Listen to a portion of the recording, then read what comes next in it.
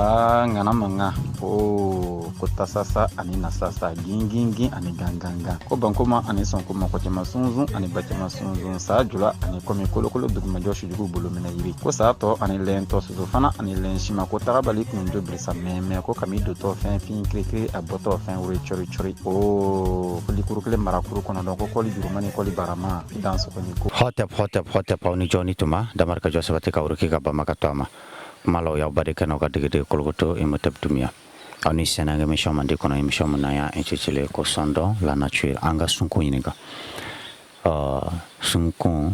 ore nature franciscana wala ka sunko yininga o korodore kan era yininga ka sunko yininga o korodore kan lamini yininga wala ambe folde an karamo bama no ibadi samake ka soroka danga bi wala ndakono wala karamo inituma amba kolgoto imotep dumia irani tuma banga lama jekulu befo mba fuma kuni jokuni sene ko damareka josabati ka uruka bamba aywa karamo foli tamane ko biamina kuma insecti dorika insecti moni flebago yambi ala o jala donc insecti ibe atro fanye ka non scientifique fanye wala mi sura ka balo le symbolisme même autour de ça ambi dofo fanaka donc afana joro sunkun kono nature kono ambi mudon amina dofo ka wala karamo ambi bolo karamɔgɔ kulogoto imotep dumya o ɲininkali diyara n ye insecte min bɛ ja kan o de ye bamanankan na mɔgɔ dɔw b'a fɔ ma ko ngɔlɔnkɔti bon an y'a ye k'a fɔ dɔw fana b'a wele ko ganga fɛn do i b'a sɔrɔ samiyɛ dondaw de la ani ni ji fɔlɔw nana an ka nɔgɔw ka toli i bɛ sɔrɔ k'ale ye nɔgɔ dɔw jukɔrɔ i n'a fɔ a filɛ k'i yɛrɛ walaka ne tɛgɛ kɔnɔ cogo min na ni tubabuw ko ale ma ko millipate o tilala ka non scientifique dɔ fana fɔ a ma n'o de ye ko Telodeynopus bari n'i y'ale ta k'a lajɛ i b'a ye k'a fɔ telo o kɔrɔ de ko extrémité i n'a fɔ n'i y'a kɔfɛla lajɛ i n'a ɲɛfɛla lajɛ i b'a taa sɔrɔ sen kɔgɔlen fila de b'o la quoi voilà i y'a ye ko extrêmement puissant bon ani fana ko pis ni o ye pied de ye donc an yɛrɛ dun b'a dɔn k'a fɔ i ma gulonnen nin na ko sen caman b'a kɔrɔ o de kama to kana u b'a fɔ a ma ko millipate mais n'i y'o ta ko walawala bamanankan yɛrɛ la ka taa ye ko sen ba kelen i bɛ taa sɔrɔ a t'o bɔ mais a ka ca a n'a tatɔ la a b'i sinsin sen ninnu kan ka taa donc a non scientifique la o b'a yira k'a fɔ de ko sen filatigi don quoi donc sen fila mun bɛ ɲɛfɛ o de kɔgɔlen tɔ ninnu a bɛ sɔrɔ ka tɔ ninnu latugutugu o nɔfɛ ka taga ka farikolo nin bɛɛ ta i m'a ye wa donc ni ngɔlɔnkɔnti nin tɛ bɔ gansan an filɛ nin ye tuma min na ji fɔlɔ ni filanan jiginna kungoso yan salon ɲankuma y'a sɔrɔ nin bɛ nin cogoya fana de la a bɛ n'a fɔ sisan ko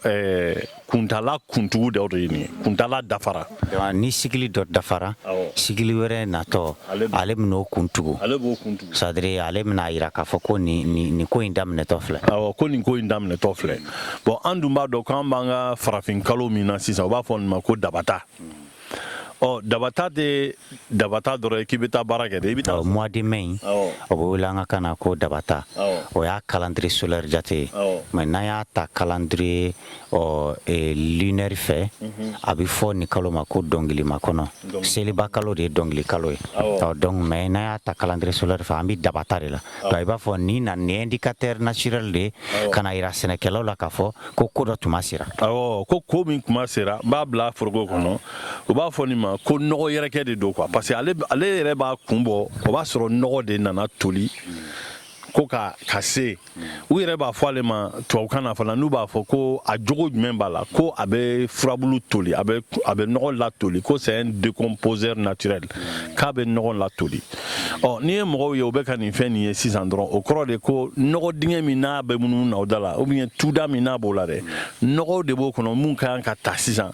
ka kɛ ka foro lase wali kelen donc c'est comme sisan ni furabulu tolila ka kɛ nɔgɔ ye c'est à dire engrais ye engrais naturel mun bɛ se ka utiliser foro kɔnɔ walima ni aw yɛrɛ ka dugukolo yɛrɛ nɔgɔ c'est comme si dugukolo yɛrɛ nɔgɔyara c'est de telle sorte que k'a yira k'a fɔ dugukolo la terre est cultivable maintenant donc ale bi o tamasiyɛnw de yira a b'o tamasiyɛn yira a b'o tamasiyɛn min yira a b'a fɔ ko a sera ko kundala dafara k'a fɔ ko ninnu bɛɛ ka tunu ka bɔ an ka sigida la walasa mɔgɔw yɛrɛ kana dɔn yɛrɛ ko samiyɛ sera ou bien sɛnɛ kɛ kuma sera ou bien nɔgɔ toli la bon nɔgɔ tolibaga fana ka dɔgɔn o de y'a to ala filɛ minɛ min kɔnɔ an bolo an ye nɔgɔ tolilen k'a kan ka tila ka ji dɔɔni k'a kan parce que sumaya de ka d'a ye bon nin y'anw ka ko kɔlɔsita belebele de sunkun kɔnɔ min b'an bila sira dɔ kan a b'a fɔ n'an ye nin ye dɔrɔn an ka o ye samiya donda ye c'est-à-dire ale bɛ ka sɛnɛkɛlaw de kɔrɔya u ka foro nɔgɔ don yanni fɛngɛ yɛrɛ sɛnɛ yɛrɛ ka kɛ awɔ donc samiyɛji dɔw bɛ nalen o bɛna sɔrɔ ninnu bɔra fo ka tila ka u mabɔ tuguni mais a bɛ faamu cogo di karamɔgɔ sisan bi na yɔrɔ an ka baro la yɛrɛ da sira ma CMDT yɛrɛ y'a jira k'a fɔ n t'a dɔn CMDT directeur dɔw b'a mun dɔn ko dugukolo bɛ ka sɛgɛn mais ka sɔrɔ insecte yɛrɛ bɛ insecte min b'a jira an na k'a fɔ an ka engrais naturel ninnu k'an k'u matarafa mais a bɛ faamu cogo di nin b'o jira mais c'est à dire anw yɛrɛ bi an pan fɛn bɛɛ kunna sa ka sɔrɔ ka taa kɛ mun damandana ye parce que n'i y'a fɔtɔ ye ko dugukolo sɛgɛnna c'est que fɛn de kɛra a la mun b'a sɛgɛn o mais ka sɔrɔ anw bɛ se ka o dɔw nɔrɔ bila ni fɛn wɛrɛw ye mais pourquoi mun bɛ dugukolo sɛgɛn an b'o de privilégier bon min y'o kɛ yan anw ye ninnu faga de ni min filɛ nin ye dɛ ni an bɛ ka wele gɔlɔnkɔti ni milipati dɛ ninnu bɛɛ fagara ka bɔ an ka forodaw la mun na parce que an nana ni sɛgɛ wɛrɛw ye ni o ye pesticides ye fɛn ɲɛnɛma fagalanw ka n'o de kɛ foro la ka ninnu ɲaga bɛɛ faga ninnu minnu filɛ nin ye ninnu b'u fan da furabulu tolilen de jukɔrɔ i m'a ye ka sɔrɔ ka dumuni kɛ dɔrɔn ka bɔ k'a jira k'a fɔ nɔgɔ sera o nɔgɔ de bɛ dugukolo la ɲɛnɛmaya bon a bɛ fɛn fila de kɛ la o a bɛ ka tolili kɛ nka a bɛ wo fana se o wo nin ye fiɲɛ don yɔrɔ de ye dugukolo la bon nin jogo fila ninnu ye dugukolo balo cogo de ye an ka sɛnɛkɛla kɔrɔw fɛ bon u y'o de dɛn kɛrɛfɛ nin fɛn ɲɛnama ninnu bɛɛ salen ka sɔrɔ ka na ni fɛn fila ye ni fɛn ɲɛnama b'i ka foro la dɔrɔn u bɛna fɛn fagalan k'a la an bɛ se k'a fɔ fɛn saba yɛrɛ bari i bɛ fɛn ɲɛnamaw faga i bɛ tila ka na ka bin fagalan k'a la i bɛ tila ka na angɛrɛ fana k'a la san damadɔ fɔlɔ la dugukolo bɛ dɔɔnin sɔrɔ mais i b'a ye a bɛ giriya ka taa fɛ a bɛ guliya ka taa fɛ de o tuma na nin b'a fɔ anw ɲɛna k'a fɔ ko dɔ b'ale bolo min nafa bɛ anw ka sɛnɛkɛlaw kan nin samiyɛ donda nin na ko mɔgɔw k'u hakili to a la fɛn fagalan fiyɛ a caman ka bɔ a la n'i t'a fɛ i ka dugukolo ka sa i bolo engrais donba a ka kɛ ka ɲa i b'a fɛ i ka dugukolo ka don sa et puis nɔgɔ dingɛ ko hali n'o y'a sɔrɔ a dabilalen don mɔgɔw ka segin a ma bari o de ye cycle normal yɛrɛ o yɛrɛ de ye ko normalité yɛrɛ ye ko min b'a to dugukolo tɛ sa c'est-à-dire hali n'an bɛ agriculture intensive de kɛ i b'a fɔ bi bɛna diɲɛ jamanabaw b'a kɛ cogoya min na mais anw yɛrɛ ka dugukolo yɔrɔ bɛɛ n'a tiɲɛnen don bon an yɛrɛ ka dugukolo yalaw b'an permettre ka ko dɔw kɛ on n'est pas obligé ka fɛn bɛɛ kɛ mɔgɔ tɔw ka manière la o c'est-à-dire n'u ka dugukolo appauvrilen bon maintenant n'a fɔra ko olu bɛ taa u ka dugukolo tɔɲɔ ka fɛn dɔ ɲini bon maintenant e ka dugukolo ma appauvrir ka s'o ma pourquoi tu es obligé k'i b'o ɲɔgɔn kɛ exactement moyens ka ca o anw bɛ se ka fɛnw dilan cogoya wɛrɛw la mun tɛ kɛ an ka dugukolo ma baasi ye a b'a nafa fana bon mais n'a fɔra mɔgɔ yɛrɛ hakili ka dɛsɛ baara la ka dɛsɛ miiri la k'a kɛ sa fɔ tɔw de ka miiri place la ni tɔw ye mun ye wala e bɛ taa dɔ minɛ o la mais ni tɔw ma mun ye e fana t'a dɔn k'e ka ɲi ka miiri k'i damanata kɛ ya o de don sinon au lieu de se plaindre ko dugukolo sɛgɛnna mais anw ye ɲɔmansaw ni fɛnw tun bɛ a ka kɔrɔ u bɛ fɛn sɔrɔ f'i bi kaba mais pourquoi pas ka o méthode ancienne dɔw revoir o dɔw bɛ se ka kuraya cogo di ka bɛn bi le ala ma pourquoi pas an tɛ o méthode wɛrɛw inventer méthode mun qui nous est propre mun bɛ bɛn an ka yɔrɔ le ala ma a tɛ kɛ tiɲɛni au contraire c'est à dire an mago bɛ rentabilité mun na don sɛnɛ la an b'o sɔrɔ wa an bɛ dugukolo yɛrɛ fana tɔ lakana ka taa fɛ parce que sɛnɛ in ka ɲi dugukolo ma mais a kɛcogo ɲuman don donc anw bɛ se k'an miiri k'an ta méthode propre inventer walima k'o ɲini k'o découverte kɛ k'o appliquer donc bon milipati in bɛ olu jatew yira an na. jate yira an na a b'a fɔ fana i n'a fɔ an ye min fɔ depuis an ka émission daminɛ kuma kungo tɛ an jugu ye dɛ mɔgɔ ka kungo tigɛli dabila yɔrɔ dɔ bɛ kɛ sɛnɛ na nka yɔrɔ dɔ bɛ to kungoya la bari ni nin fɛn ninnu bɛ kɛ an y'a ye ko mɔgɔw bɛ taa kungo kɔnɔ yɛrɛ ka taa bɔgɔmugu cɛ sisan nɔgɔ tolilen kungo la ka n'a kɛ u ka foro la furaburu kɔrɔw bɛ toli nɔgɔw bɛ toli a bɛ kɛ foro la hali n'o y'a sɔrɔ foro ka bon ka hakɛ dɔ sɔrɔ ni kungo ka bon u bɛ wagati jan de kɛ nɔgɔ cɛ la i m'a ye donc hakili jagabɔ nin o man kan an sɛgɛn anw bɛ ka sungu ɲininka o de la nin milipati min filɛ nin ye ni dɔw k'a ma ko ganga ni dɔw k'a ma ko ngɔlɔngɔti o bɛ k'a yira anw na k'a fɔ k'ale fana jɔyɔrɔ de bɛ anw bolo wa an ka ɲɛnɛmaya kɔnɔ ni jɔyɔrɔ kɔgɔlen ninnu de bɛ yen o b'a fɔ o de ma ko indicateur écologique ko décomposeur ko nɔgɔtolila ŋana de ye nin décomposeur naturel indicateur écologique mais y'a yira k'a fɔ i ka an ka baro dɔ la ko ani sa ye tagama ɲɔgɔn ye o ko bɛ cogo di voilà sisan fana i m'a ye ko n b'a fɔ nɔgɔ dingɛ bɔ kuma sera nka ni nɔgɔ dingɛ bɛ bɔ mɔgɔw ka kan k'u kɔlɔsi fɛn dɔ la bari ni an bɛ nin ye su fɛ o kɔrɔ ko sa bɛ se ka bɔ tile fɛ i m'a ye n'i ye kungo d'ale ye dɔrɔn ka gɔlɔngɔti ye a bɛ tagama yɛrɛ ma a bɛ dumuni ni fɛnw kɛ dɔrɔn i k'a dɔn k'a fɔ a tagama ɲɔgɔn bɛ yen n'o ye dugumafɛn ye hali sisan yɛrɛ an y'a yira an balimamuso dɔ la a girinna ka kule de parce que ale y'a jate o de ye quoi bon donc a y'a jate sa ye mais ale tɛ sa ye wa ale tɛ mɔgɔ kin fana poison t'a la a kɔni bɛ min kɛ n'i ko k'i b'a ta a b'a kuru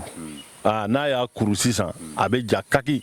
i b'a ye sen ninnu bɛɛ bɛ ɲɔgɔn minɛ sa a kunkolo bɛ don ka ɲa a ku de bɛ taa kɛnɛ ma bon hali o bɛɛ la n'i ko k'i b'a ta tuguni a bɛ nɔgɔ bɔ quoi n'o ye bo ye a bɛ se ka bo kɛ bon bo nin o kɔni o ye fɛn ɲɛnɛma gɛnnan de ye parce que o kasa ka gon et puis bɛɛ ni i yɛrɛ makaran cogo don ale bɛ insecte nka voilà nka n'a y'a yɛrɛ kɛ tan o y'an donnen bulonba dɔ kɔnɔ de karamɔgɔ o y'a kɛlen i b'a fɔ ko minimini donc n'a ye a kuru ni gɔlɔngɔti y'a kuru milipati n'a y'a kuru k'a da o ye a bɛ spiral le di bon o la o spiral in symbolisme bɛ autour de ça donc o ka bon kosɛbɛ a ka bon kosɛbɛ parce que minimini fɛn fila de don fɛn dɔ bɛ a bɛ minimini ka misɛnya ka na kɔnɔna la nka n'a y'a daminɛ kɔnɔna fana na a bɛ minimini ka bɔ kɛrɛda fɛ ka na a fila bɛɛ bɛ taa dantan danbali i m'a ye donc sisan n'i y'o ta k'a lajɛ hali an ka ngɔlɔngɔti n'i y'a dalen lajɛ anw tɛgɛ kɔnɔ i b'o o minimini de jateminɛ o minimini kelen in dɛ i b'o de ye an ka ɲɛnɛmaya fɛn caman na mɔgɔ yɛrɛ farisogo ka minimini bɛ yen n'o ye sibɛn i m'a ye a bɛ si bɛ ɲɔgɔn kunbɛn kun camancɛ la n'i bɔra mɔgɔ farisogo kan sisan hali tɛgɛ daw tɛgɛ nungun ni sen nungun i bɛ taa sɔrɔ si bɛ olu bɛ minimini ka spiral yiri la bon sisan i ko mɔgɔ yɛrɛ to yen sa i ka don sunkun yɛrɛ kɔnɔ n'i ye yiri tigɛ i b'o minimini kelenw de ye n'i tilala ka furabulu ta i b'o minimini kelenw ye nka n'i y'a jateminɛ anw fana bɛ jabalen minnu kan ani diɲɛ yɛrɛ dilancogo n'i y'a ye an bɛ munumunu na tile da fɛ spiral kelen in de don o tigiya bɛ fɛn ɲɛnɛma min bolo dɛ kan anw kunna jigin kan an bilasira k'a fɔ kuntalajan dɔ setɔla don hakɛ dɔ ma o fɛn ɲɛnɛma de filɛ nin ye n'o ye k'i ka kuma sɔn si la an bɛ jabalen mun kan n'o ye planète ye la planète terre o bɛ système solaire kankeya tile kankeya de kɔnɔ maintenant o tile kankeya in bɛ labugu dɔ kɔnɔ n'a b'a fɔ o ma ko galaxie tubabukan na parce que galaxie ninnu fana bɛɛ bɛ univers de kɔnɔ univers de ye diɲɛ walima jaba donc o univers ye galaxie bayirikaw de bɔ a kɔnɔ mais anw bɛ galaxie mun kɔnɔ o galaxie de bɛ wele ko voie lactée maintenant sisan c'est-à-dire ko yelen dɔ y'a sira voie lactée n'i y'a traduit littéralement a bɛ bɛn o de ma c'est la voie voilà voie mun yelen b'a kan voilà bon parce que dolo ninnu étoile ninnu bɛ yelen ni kalaya di donc maintenant i b'a ye an y'o fani fitinin de ye donc mais i b'a ye voie lactée n'i y'a ta k'a lajɛ spiral de don donc la minimini mun don minimini bɛɛ i b'a sɔrɔ tanba b'a la n'o ye centre ye i bɛ taa sɔrɔ centre in de bɛ minimini yɔrɔ minɛ wa ka tila ka minimini kuntilenna danna tigɛ fana c'est-à-dire minimini in bɛ kɛ direction mun na a bɛ kɛ sansi mun fɛ i b'a sɔrɔ a centre in de ye fanga bo o dana tigɛ bon i bɛ taa sɔrɔ minimini bɛɛ la i bɛ taa sɔrɔ a tanba santiri de fanga ka bon kosɛbɛ o de kama sungu yɛrɛ kɔnɔ an ka symbolisme yɛrɛ kɔnɔ hali an ka kɔmɔ ko kalan kɔnɔ n'an bɛ jaba danni fɔ la création de l'univers a bɛ fɔ ko bɔli kɛlɛ surani kɛlɛ ko minimini kɛra minimini kɛlɛ ko carili kɛra donc maintenant minimini ye i b'a fɔ damari yɛrɛ ka fanga maya an b'a fɔ ko ma kɛlɛ dama kɛlɛ sebaga kɛlɛ fama kɛlɛ c'est à dire a y'a ka se o lawaleyali kɛ dɛ o lawaleya ni fanga min dɛ o fanga in pakisɛ o fanga manifestation fɔlɔ dɔ ye minimini ni donc o de kama univers yɛrɛ kɔnɔ i mana minimini ye dɔrɔn o ye fanga hoki de fanga waralen ni minimini ye fɛn mana hali i b'a ye ni fɛn bolila ni fanga sugu dɔ ye dɔrɔn a bɛ laban minimini na ya donc o la minimini ye symbolisme do o la bagan minnu b'a yira anw fɛ miniya i n'a fɔ nin gɔlɔnkɔte o n'a ɲɔgɔnna ninnu a bi escargot wala a bi fɛn ba de don i m'a ye fɛn dɔ b'an fɛ ko kɔtɛbatolo wa voilà parce que laɲini de don voilà donc i b'a sɔrɔ denmisɛnninw b'i jɔ cercle formé musow bɛ denmisɛnninw lamini cɛw fana bɛ musow lamini donc a bɛ fɔ ko kɔtɛba donc o kɔtɛba in o tulonkɛ bɛ fɔ ko kɔtɛbatolo donc symbolisme do c'est très important donc o la a b'a fɔ nin bagan in bɛ k'o fana yira an na c'est à dire ko fanga hoki bɛ minimini kɔnɔ mais ale kɛtɔ k'i minimini sisan a b'a a yɛrɛ kuru ka sɔrɔ ka na kunkolo yɛrɛ don a tanba la n'o ye camancɛ ye ka sɔrɔ ka ku bila kɛnɛ ma i m'a ye donc sisan nɔ an ka diɲɛ faamuya cogo la n'i y'a ye ko mɔgɔ bɛ u ka anniversaire kɛ i m'a ye dɔ b'a fɔ k'ale ye san 5 sɔrɔ k'an ka ɲɛnamaya kɛ a tigi mana san 7 san 8 sɔrɔ o bɛ tila k'a fɔ k'an ka ɲɛnamaya kɛ tuguni ɲɛnamaya bɛ ka kɛ o nka mɔgɔ kelen de don nka a tigi tɛ cogo kelen na i m'a ye bon ale b'o de fana yira a yɛlɛma don quoi donc c'est vraiment un animal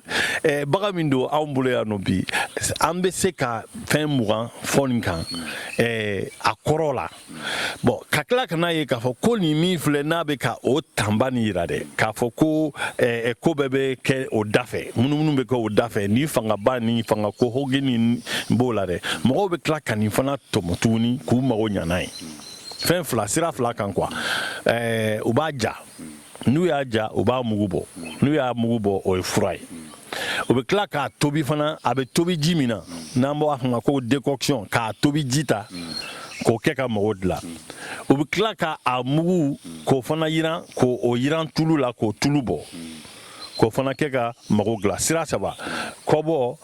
jagɛlɛya ni u b'a fɔ cogo di ko tɛ se ka yɛrɛma sɔrɔya to dɔ la i dafalen ko kɔnɔ mɔgɔ tɛ se ka dangari la kologɛlɛya quoi u b'o o baara kɛ n'a ye ani fana hakili ka baara ka se ka a yɛrɛ sɔrɔ ko ni i minimini sisan e m'a ye nin y'a yɛrɛ kuru n'a mɔgɔ ko k'i b'a minɛ yan e yɛrɛ kɛtɔ k'i minimini i yɛrɛ kan dɛ i b'i yɛrɛ de sɔrɔ i b'i yɛrɛ kun de sɔrɔ sisan nɔ an b'a dɔn k'a fɔ an dontɔ don samiyɛ la an b'a dɔn k'a fɔ fiɲɛkolow ni banakolow ni fɛnw bɛ to ka na ni fiɲɛ kalayara nka mɔgɔ mana i kuru i yɛrɛ kan sisan mɔgɔ b'a fɔ ko n'i ye nafolo ɲini i ma nafolo sɔrɔ n'i yɛrɛ kun sɔrɔ ko sɔrɔ man dɔgɔ sɔrɔ ye donc kuma dɔ la nin fɛn nin bɛ an bila sira caman de kan tan nin ngɔlɔnkɔti dɔw ko gangan ale de bɛ ka nin fɛn ninnu yira anw na an ka sungun kɔnɔ an kana ko lajɛ yɔrɔ jan ko jagoya ko f'an k'o lana an senkɔrɔ k'o kɛ k'an mago dilan an k'an yɛrɛ senkɔrɔfɛnw de lajɛ ka jaabi suru la ka an ka dugukolo matarafa k'an ka sɛnɛ kɛ ni jɛya yan ka dɔnniya sɔrɔ ka diɲɛ faamuya nin fɛn nin b'a bolo a b'a baara kan i m'a ye donc o de mille parti filɛ nin ye n'an k'o ma bamanankan na ko ngɔlɔnkɔti ayiwa hakili la ni mun fɔra nin bɛ somɔgɔ sama bɔ an b'a fɔ ten ko kuma tɛ ban hakili b'a tɔ dafa o la sa ko yan man dɔgɔn triple hotep ngana manga ko tasasa ani nasasa gingingi ani ganganga ko bankoma ani sonkoma ko tema sunzun ani batema sunzun sa jula ani komi kolokolo duguma joshi jugu bolo mena yiri ko sa to ani lento suzu fana ani lenshima ko tarabali kunjo brisa meme ko kami do to fin krikri aboto fin wuri chori o ko likuru kle marakuru kono donc ko li jurumani ko li barama dans ko ni